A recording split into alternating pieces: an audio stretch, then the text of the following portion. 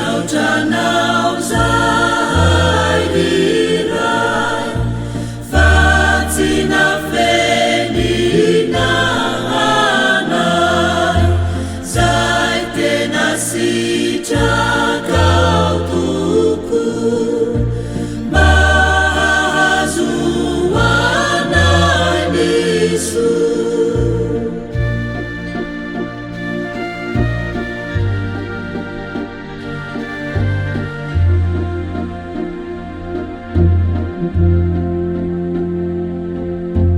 Kami tariana iza andray nitoro hevitra izay lazay mitenina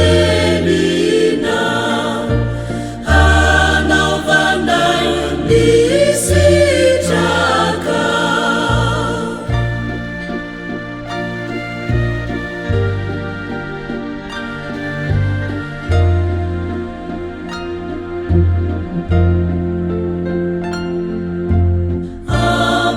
Ampahirato izay ahaizanay mahitany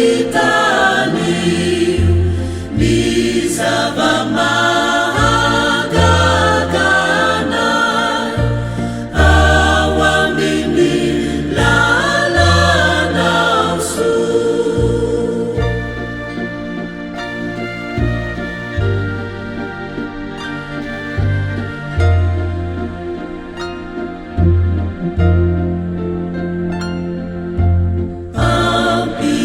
Ampianaro izay uti tokony teninao ka hankatony didinao hanaiky ho tapahinao.